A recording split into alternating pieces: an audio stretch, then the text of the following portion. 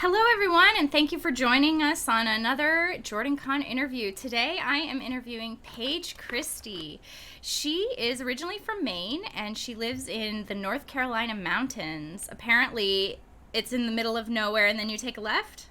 Mm-hmm. Yeah. She's best known for her legacies of our non-fantasy series, and her works can also be found in several anthologies.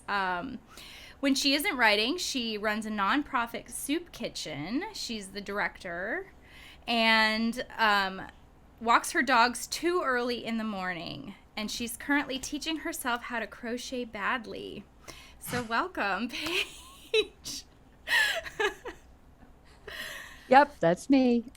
So, when you say too early, what is too early? Uh, well, it's actually kind of a sad situation because the dog that used to wake me up at 5 a.m. just passed away. So Oh. I'm actually getting to sleep in a little, and I wish that I wasn't. Oh. But yeah, she was, there's a bird singing, and it's time to go for a walk, Mom. But we had 14 wonderful years with her, and so, Oh. What was her name? Bridget. Oh. What a Yeah, precious but what a precious dog. oh yeah, she was great. But so I'll try not to cry. But yeah, so too early was used to be, I heard someone across the street flick a light on, and now we need to go get cookies. That Yeah. was, yeah, yeah. She had the whole neighborhood wrapped around her paw. So I yeah. understand that. I used to have to wake up for work at 5 in the morning, and so my cat got very used to being fed at 5 in the morning. And so Hmm. now that I don't wake up at 5 in the morning, she still comes in at 5 like, "Mom, where's my food?" Exactly. Oh, yeah. um, yeah. Well, I'm sorry to hear about Bridget, But but yeah, and her companion dog Ivan is still here, and he's trying to figure out how to dog without her, but he is learning. So, um, you know, and it's don't you have okay. cats? Do they keep him I company? do. I have three cats, one of whom has three legs, and will probably not make an appearance, but the other two might. In Oh, fact, lovely. I love yes. tripod animals. Yes, his name is Timmy after Tiny Tim and the Charles Dickens, and this is Boo. Come here, Oh. Boo. Hello, Boo. Oh, hi, Boo. We also call her Murder Face because she always looks like she wants to kill you. But But I'm so her sure tail she's will be just the present for a while. sweetest. Hmm. Yeah. But anyway, we have a tail for the rest of the interview. Excellent, excellent. I'm sure you can hear mine every once in a while. She's around here. Excellent. Excellent. So I am also a knitting and crocheter, so I'm very curious what you are currently teaching yourself and why you say it's bad. I'm sure it's not. Oh, it is. My tension's all over the place and the stitches aren't even. It's just horrible. I mean, But that is how it is when you're first starting. yeah, You learn the you're tension. learning. Yeah. But it's I end up in a lot of Zoom meetings the last 2 years, and I have to Weird. be doing something all the time. And so I had to teach myself to do something that had something to do with my hands. Uh-huh. So there's been a couple of bad hats. There's been a couple of really bad scarves. There's been a whole lot of just random things as I'm learning stitches Like and tension and swatches stuff. and squares Little and stuff. swatches and circles Yeah. and that become cat toys very quickly. And so someday there will actually be hats. That's the goal. I want there to be hats, but What we're a was ways from the that yet. what was the decision between crochet and knitting? Um, I have some tendonitis issues, and when I tried to knit, my hands would get really tight. Yeah. And crochet, I seem to be able to not tense up as much. So It's definitely different. Having done yeah. both, I have to switch back and forth personally because there is a Oh. moment where your hands do kind of start to cramp when you're knitting a lot. Yeah. Um, Yeah. but do you gift all of your bad things or do you keep Um, them all? so far I'm keeping them all because my friends deserve better. But it was made with love. It was made with cursing. That's a kind of love. It is a kind of love. But yeah, eventually they will suffer through my mediocre and hopefully getting better. But yeah, currently they're just all kind of in a box, and I stare at them and then tear them apart and put them back together. So. Living in the mountains in North Carolina, do you find that is there a lot of snow? No. No? Mm-mm. So No. is it cold enough for hats and scarves? Well, sometimes. But I live in, or just outside Bryson City, North Carolina, which is right up against the Great Smoky Mountains. Okay. And so the way the mountains are angled, most of the storms and the cold weather comes in from the north, and it actually hits those mountains and bounces over us and lands in Asheville. Oh, nice. So we actually get very little snow. We can see snow up high, Yeah. but we get very, very little snow.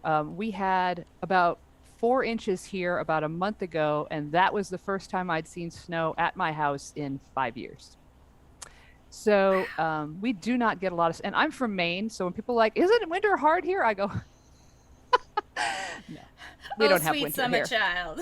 Exactly. We don't have winter here. We have 4 months of November. Yeah. Yeah. So, you know, so yeah. I understand that. I live in California, in the northern California, not Whereabouts? Southern. I'm in Oakland.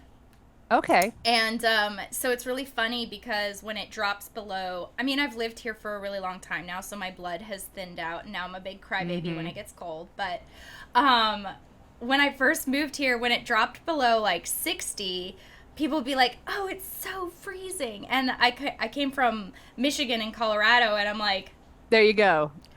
What is wrong with these people? And now I understand. But yeah. Yeah. Yeah, it is pretty funny. I have a good friend who just moved from to Atlanta from Chicago.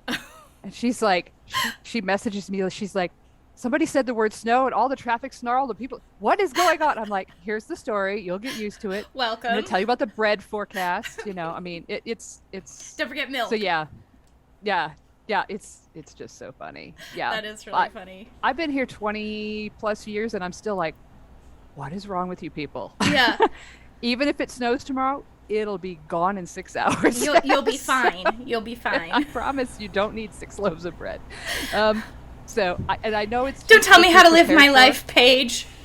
Sorry, you could take 5. I wanted 6. Well, maybe. That's pushing it. Yeah, you know, it just depends on how many children you have to feed, you know. But yeah, it's just, you know, it's like anything else. It's what you're used to and what you know. I think the really interesting thing about moving through life and getting older is you come out of high school or college or, you know, whatever it is, and you're like, I know everything. I'm going to take on the world. And then 6 months later, you're like, I don't have a clue. And then you get older and you realize nobody has a clue. Yeah. And everybody's just trying to figure it out as they go. And if you're wise or trying to learn to be wise at some distant point, you recognize the fact that your story isn't everybody's story, and what is normal to you is completely foreign to everybody else. And you learn from that, and you start looking for ways to learn about other people and other cultures and the world. And all of a sudden, you realize how small you are, and your life actually gets better, which is very bizarre. So that's a grand adventure. When I was in college, I had a friend from the Bronx, and she'd never been outside the Bronx. And she came to this college in far, far, far upstate New York, like half an hour from the Canadian border, like 20 minutes from Ottawa. That's a culture shock for sure. Huge culture shock. Yeah. And there was this walking trail around the edge of campus, and she and I went for a walk. And I grew up in the woods, so she's asking me, what tree is this? What plant is that? And we're going along, and I'm giving her the woods tour. Like I would not know, you know, which sidewalk to walk on in New York City. I mean, I'm clueless, but here I am in the woods in my element. So there I am. And we come to this pasture, and there are cows. And she's like, can I pet the cows? Because the cows are hanging out at the fence. I was like, sure. And so we walk up, and she reaches out and she pets the cow, and she starts screaming. And I'm thinking, oh my God, did it bite her? What's happening? I don't know what's going on. She says, it's got fur. And I was like, what? But and we had this conversation, but she was from the city, and she'd only ever seen pictures of cows. And all she knew about cows was they gave milk, and that's where leather came from. Oh my God. And it never occurred to her because all she'd ever seen was leather, that cows had fur. Mm-hmm. And that's when I realized, okay, I think what I think is normal and usual is not true for everybody. And how much do I not know that I don't know? And so that was kind of a big life lesson, and it happened in a cow field. I mean, who knows, That's right? that's great though. Like, what a fun way to learn how different we all are, Mhm. and how Yeah, different we've all been raised, and the difference of like, wow, you had no idea that cow had fur. right. And it was such a simple thing, but when you Yeah. think about it, when you see a picture of a cow, usually a distance, Yeah, you don't sure. usually see close-ups It of could be cows, slick for all you know. I Yeah, mean, you might right. have a leather jacket and you're like, this is probably what they feel like. Exactly. And so yeah, and it was really kind of revelatory for me in the most bizarre way. And and she was smart as a whip, but it has be completely foreign to her experience. On a level that I hadn't considered. And then I realized that's probably true of me on a lot of levels. What don't I know? And so, And how can I learn? exactly, Yeah, exactly. And you're tripping over yourself your whole life trying to figure that out. So, it's true. It's true. yep. Hmm. Is that kind of how you ended up being a writer? Is that kind of like the evolution of Paige the writer? No, the evolution of Paige the writer started in about when I was about 7. Um, I I was a typical horse crazy girl in elementary school. You want the pony and the whole stereotype. It was there. I Yeah. was, Laura Ingalls Wilder with the braids and Little House on the Prairie and the whole thing in the 80s. And This is what and happens when they let us read those books when we're kids, oh right? my God, yeah. And so late 70s, early 80s, the movie The Black Stallion came out. With Hoyt Axton and Kelly Reno and Mm-hmm. Mickey Rourke. I don't remember. No, it wasn't Mickey Rourke. Mickey Rooney, Uh, Mickey Rooney. I Yes. think. Yeah. Anyway, I think it was Mickey Rooney. Anyway, it was. There Somebody I might be was. like face palming at us right now. I know they're going. Oh my God, she can't. Anyway, but it was. It's probably not him. It's probably somebody else entirely. Anyway, um, I lived in this very small town which had a drive-in theater, Love it. which is long since defunct, but there it was at the time. It's also where I saw uh, Empire for the first time. Yay. Nice. But anyway, off we go to see the Black Stallion. And it's a beautiful movie. The first half of the movie, there's not even dialogue. It's just Mm-hmm. scenery and music, and it was Yeah. fabulous. And so I was like, that was great. And my dad was like, that's based on a book. And I was like, what? And so he bought me the book, and there's this whole series. They used to be in every bookstore. They're hard to find now. I don't know why. So he bought me the book, and then he would go away on trips, and every time he would come back, he would bring me another book till I had the whole series. And so I was like, wow, this movie is a book, and there's a whole story here, and that's how I got into reading. And then the next year in school, my teacher was like, and we're going to learn to write stories. And I was like these books I love that can be done. What? What? You can do that? And so of course all of my first stories were these horribly overdramatic stories about horses and I mean, obviously, obviously. yes, and they were all wild and they had drama and it was just fabulous. Anyway, so I started writing terrible little horse-based short stories and decided I wanted to be a writer when I was in second grade. I love And it. fast forward all the way through to college. I went to college for writing and editing and got a degree and did the whole thing. And this was in the early 90s I graduated, so I'm old. And I started submitting. This was before self-publishing. This was barely internet, and you had to put your story in the envelope and Yep. send it off and with a self-addressed stamped envelope for return, Yep. and then they would send you a rejection letter, and it was this endless And it stream felt of so rejection great. letters. Yeah, but you felt very proud and it Mhm. was an endless stream of rejection letters. My family was pretty poor, and I decided, well, I'm going to go to graduate school and get an MFA and be a writing teacher. And the whole couldn't get into grad school because I do not I to do really well in school, but I do not standardize test well. I flopped the GREs. I couldn't get into grad school. Tried for years, gave up on that, And somewhere along the way, my whole life became about doing whatever it took to survive financially, and I just dropped writing. I kept doing Yeah. it for myself, Yeah. but I Kind of don't think I became a had. hobby and a back burner thing. Yeah, and I don't. I think I went from the time I was 21 to the time I was in my early 40s without showing a single other human being anything I had written. There's nothing wrong with that.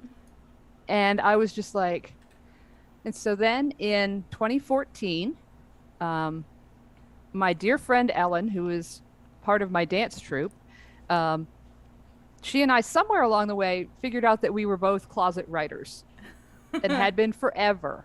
And so she calls me up in late October of 2014 and she Mm-hmm. says, there's this thing called NaNoWriMo. And I'd heard of it, the National Novel Writing Mm-hmm. Month. Mm-hmm. And I'm going to do it and you should do it with me and we can encourage each other. I was like, Ellen, I work in retail. We're coming up. The holidays. You want me to do what? I was working three With jobs. what free time? Yeah, exactly. She's like, it'll be fun. That's Ellen's answer for everything. It'll be fun. It's all Ellen's fault. And so I agreed to this madness. And I didn't have any planning. I didn't have a plot. I didn't have a clue. I had this vague idea in the back of my head about some story that I kind of had been knocking around for about a decade. And I was like, well, maybe I'll try that. And I just started writing, and I had no idea what I was doing because I'd only ever written short stories. And I was writing from 9 p.m. to midnight every night with a glass of wine and Criminal Minds blasting in the background. And at the end of it, and I was exhausted. I didn't know my name by the end of the month. But 30 days later, I had 65,000 words. And I was like, I think this is a thing. And Ellen had 60,000 words. And so she and I made a pact that we were going to finish what we had started, even if it sucked. And that at the end of January, we were going to swap books and see what we had. Great. And so I took 2 more months to write the rest of the book. And then we swapped books and we kind of looked at each other and went, maybe we could actually do this. And so I spent another year or so editing and rearranging because I didn't really know what I was doing. And then I started looking for a publisher or an agent or anybody who'd look at it. And that is Dragon Weather. That is the first book in the series. Excellent. And so it's a NaNoWriMo novel. Wingwind is a NaNoWriMo novel. Longlight is partially a NaNoWriMo novel because I was kind of farting around with it outside that. But I didn't just write it and then hit publish. I spent 2 years working on it after that. And it doesn't have a big audience because my publisher doesn't have any marketing budget or anything. And so I just let people know it's there and hope for the best because I don't know what to do with it. But those who have read it have really enjoyed it. It gets really good reviews. And that's great. Yeah, and the basic premise of it was it started with this thought in my head which was, you hear all these fairy tales growing up and what if the woman being chained to the rock that's about to be eaten by the dragon, what if she wants to be there? Yeah. What if she volunteered? What if all the stories we've been told about that dragon slayer and the maiden in distress are wrong? And then it became this whole other thing. But so I call it a feminist Western with dragons. So, I think that's a good tagline. That's really fun. So, yeah, and people have enjoyed them so far, and I keep hoping they'll find a bigger audience. But, I've got one more book in the series, which I was actually hoping to have done in time to release it at JordanCon, but it's not going to happen. So it's going to be a 4-book series? Yeah, it's a 4-book series, which I didn't know it was a series when I started it. Yeah, I mean, I hear that that's how a lot of authors start series. They're like, I didn't realize it was going to be more than one. Yeah, some people plan them out and they have like 7 books. Like it's going to be 7 books and they're going to be 62 chapters and they're going to be, and they have the whole thing. And I'm like, how do you do that? Yeah. I don't know what's going on. That's a lot of organization. Yeah, my brain is not that. I start with a character name and a vague idea and I go from there. It's a good place to start. Yeah. So yeah, everybody's process is different and mine is just out of left field. So What are you looking at, kitten? I don't know if you can see her, but she's fixated on the ceiling. No. Ghosts. So anyway, Probably ghosts. yeah, I mean, they can see ghosts. they can. So I've heard. um, so to kind of switch gears a little bit, I wanted to ask you if being a director at the food pantry and soup kitchen has influenced your writing at all, or if that's just a totally different part of your life. No, it's really interesting because, well, number one, it has impacted my writing because the last 2 years have taken the fourth book is 2.5 years late because the pandemic hit and I switched Something gears. got in the way? Something got in the way Yeah. because I have many thousands of people to feed. So, yeah, Which is just so amazing. Can I just say that that is Oh. such an amazing, like, that's a calling, and not everybody can do it, and I think it's so amazing. Yeah, we've had a hard run of it. We're running on a skeleton crew of 4 people where we used to have 20 for Wow. 2 years. But it has been really worthwhile. And we have seen so many hundreds of families that would never have come to us before. I mean, we're seeing between 80 and 150 families every month who have never used our services before still. Yeah. Sometimes they only use us once in a year. Sometimes they use us once every 5 years. Sometimes they're there every month, every week. But we're there. And that's the important part, I think. Yep.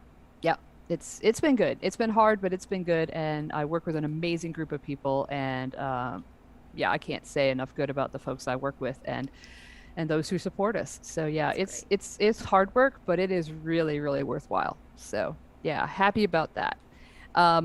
But as far as influencing me, I didn't realize that it had until I wrote this short story called Blue.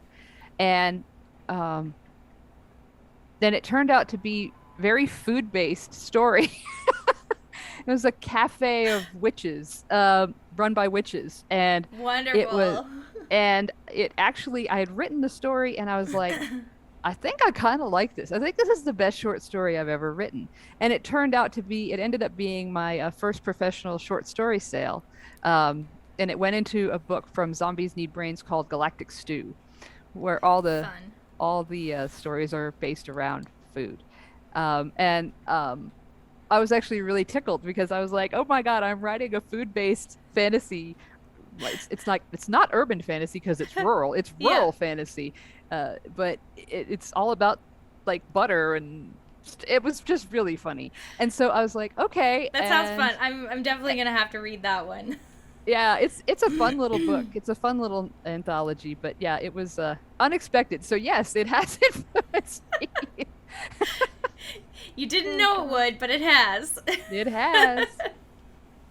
How long have you been attending conventions and JordanCon? Let's see. Had I not missed last year's DragonCon because of all the reasons, last year would have been my 22nd DragonCon. Wow. And I actually started with DragonCon as my first convention because I had It's a big friend one to start with. Yeah, I had a friend who was from Marietta, Mm-hmm. and she said, I go to this thing and I think you'd like it. And I was like, okay. And off we went. And that was it. I didn't have a clue. And so, yeah, I got hooked and been going for a long time. But JordanCon, my first JordanCon was 2018.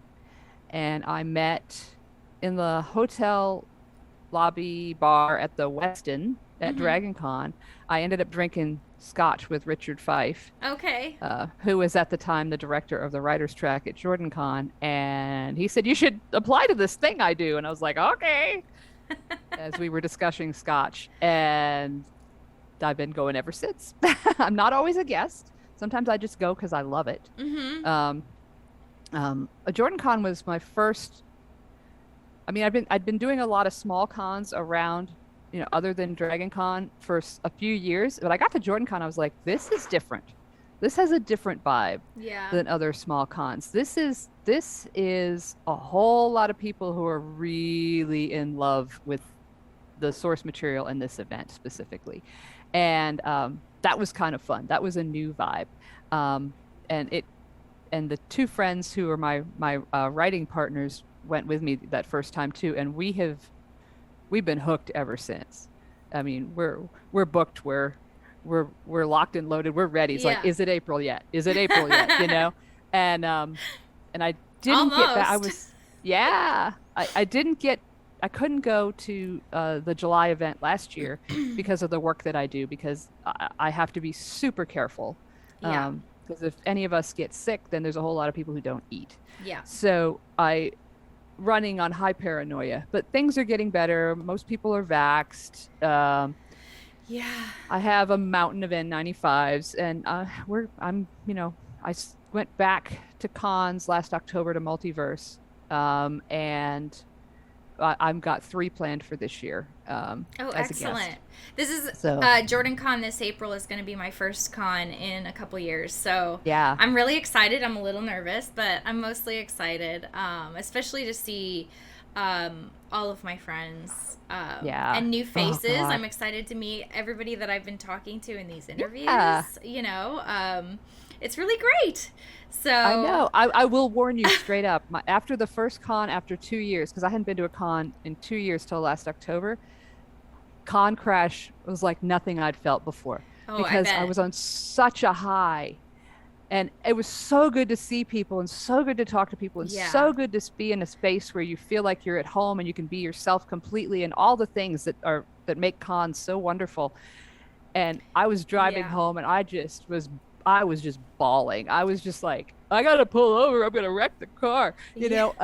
It was a hard couple of weeks. You know, we've gone without for a really long time, seeing friends and family, except for on video. So it's I think a lot of us are gonna have some emotion. a lot of emotions. There was a lot of emotion at the event. There was a whole lot of emotion afterwards. For a couple of weeks, we're all calling each other going, "Are you okay?" "I'm not okay." You know, but it was really cathartic and awesome. So, just a warning, you might crash a little harder than usual. Good to know. Maybe I'll prepare myself and have like a schedule. Chocolate or a lot of chocolate and wine. Yeah. Yes, exactly. I'm just gonna have like bottles ready for when I get home. Absolutely. Yes, please do. Lots Self-care. of dark chocolate, lots of wine. Okay. For JordanCon, is the community and just the difference of the convention what keeps bringing you back to coming? Is it just like that and the writing track and the other authors and the folks who show up for that aspect of it it's always really good. And you know, I'm an author, but I also attend panels, not just as a panelist, but there's so much knowledge to be gained and so much networking to be done that I really I get a lot out of it, as well as just having fun. So plus I like the hotel and the walking trails behind it. That makes me happy. There's a lot, So it's a whole bunch of things. It's got a really good vibe. JordanCon has a really, really good vibe. And I know they've worked hard to kind of maintain that family feel, and it's just wonderful. It's one of my favorite events that I do. And it's one of the events that, regardless of whether or not I'm a guest, I will be there. Excellent. I've heard you mention a couple of times now during this interview different female friends, and I'm wondering, is this the Blazing Lioness Writers group that you have? Do you want to tell me a little bit more about that? Well, there's 3 of us. There's myself and Ellen Morrissey and Rebecca Winnick. We're all, hello, baby. And my coonhound has decided to try to make an appearance, so there could be that in a minute. Just warning. We kind of accidentally, like, Ellen and I knew each other. She's the one who talked me into what ended up being Dragon Weather. And then we kind of had this online group of people that we had kind of chit-chatted with during NaNoWriMo. And we kind of formed a little Facebook group to keep writing and giving word count and encouraging each other. And one day we're like, a lot of us haven't met in person. And we had a mutual friend who she knew somebody who was a writer, and this person knew. And so it ended up being this just eclectic group of people who hadn't met. And so we said, okay, well, we're going to get together at the French Broad Chocolate Lounge in Asheville, because where else would you get together? And try to meet each other, because we've been talking online for like a year, but we haven't met. Mm-hmm. So we did, and Ellen and I showed up, and 2 other people showed up. And one of them was not, just a lovely person, but not really serious and just kind of there. And, we had a good time, and it was all, but the other person, it was like lightning in a bottle. And I was like, okay. And Ellen and I kind of looked at each other and went, she's one of us. And we kind of adopted her. And and that's Rebecca Winnick. And Rebecca is from New York originally. And she was like, either these are the nicest people I've ever met, or they're psychotic and going to kill me in my sleep. And she really couldn't decide. And so she was kind of unsure about us for a while. She was like, what's going on with you people? I don't know if I should trust you guys. Exactly, because Ellen and I are the kind of people that it takes a while. We're kind of like checking people out, but if we decide you're one of us, that's it. You're one of. That's it. Game over. And yep.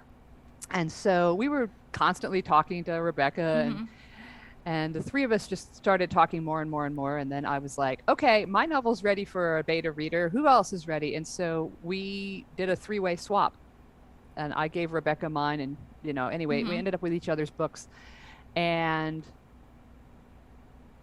the 3 of us, as it turns out, our feedback, the way we write, what we write, where our strengths are, what our weaknesses are, the kind of feedback we give is all 100% complementary to one another. Like Ellen can drive a bus through a plot hole the size of the head of a needle. She's like, here you go. Here's your problem. Bang. And she's a planner. So if anything doesn't make sense, she finds Lost a little bit of connection. Is one of the best writers of dialogue. Oh, I'm sorry. It's okay. Ellen is the plot hole and plot fixer. Rebecca is the best writer of dialogue I know. I mean, her dialogue is crisp and brilliant and funny, and so she's also got a master's degree in English. So Ellen and I are both pretty solid with grammar, but if we miss something, she's going to catch it. Yeah. Because she's a college English professor. And I am the queen of angst. If there is not enough emotion, there is not enough connection with the characters, I'm not feeling it, you're going to hear about it in spades. And so it's like a harmonious triad. And we're also all kind of bitchy at times. Like we do not pull any punches in the best way. Like I am, just because you're my friend and I love you dearly and I would step in front of a bus to save you does not mean I'm not going to tell you this doesn't suck. Well, that's when the it best. Does. That's the best. Honestly, that's the best kind of friendship. Because how can I trust you if you're not going to tell me I have spinach in my teeth? Exactly. And not only will they tell me spinach in my teeth, they will hand me the toothpick and go, dig this crap out. I mean, so there's this wonderful connection that it's all about being honest with each other and supporting each other from top to bottom at the same time. And our critiques are brutal and fabulous. And because of it, we've got some really good work out there. So I'm really happy with it, and we are the Blazing Lioness trio, and we've even done some panel workshops, the 3 of us, specifically on critique groups and how to give and accept critique and what you should really be looking for in critique partners and why you can't have any ego involved when you're doing it, that kind of thing. We've actually done some panels at conventions about that. I feel like that might be one of the biggest hurdles for most people is their ego, because it's hard to hear criticism and critique of something that is like your baby. Yeah, well, and it's hard to, and the other side of that people don't take into account is it's really hard when you're the critiquer and you feel strongly about something to step back and go, this is my advice, do with it what you will, it's your story. Because some people are like, you have to do this, I can't believe you didn't change this, why didn't you do this? Nope, that is not your job. Your job is to tell what you think And then and walk get away. out of the way. Yep. So there can't be ego on either side of it. Otherwise, it doesn't work at all. Well, we're just about out of time, so Tom has some fun closing questions. All right, let me have it, I'll Tom. just pick a couple. I would like to know what profession other than your own you would like to attempt. Okay, that's really funny because I've honestly had about 40 jobs in my life, so I probably tried just about everything. I've done retail. I was in the outdoor industry. I was a wedding photographer. I was a ski instructor. Okay, so what haven't you tried yet, Paige? Um, I have not. Oh boy, what haven't I tried? I've never tried to be like a corporate executive, and I think that I would hate that. So I think that the only thing I really haven't tried that I might be interested in doing was be like an athletic coach. Oh, okay. Skiing or field hockey. It's funny because in my head I was like that. scuba instructor. Yeah, I would probably like to be. I would probably like to be a coach, of some sort, for sports, for high school kids or something like that. But excellent. Yeah. Mm-hmm. And one more. What's your favorite word? Califaction. Califaction. Excellent. I don't know if I've heard that one before. It's a great word. Yep. It's right up there with cattywampus, but that's a great one. I do love cattywampus. Yeah. But what's the definition of califaction? Califaction is a fast buildup and increase in heat resulting from a catalyst. Oh, excellent. Mm-hmm.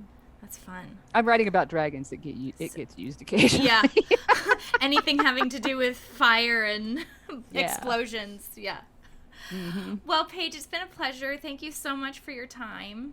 Yeah. And I look forward I can't wait to meet you in person. Yeah. In a couple months. Yay! Okay, we'll have some wine. Okay, sounds great. All right. Thanks. Yeah.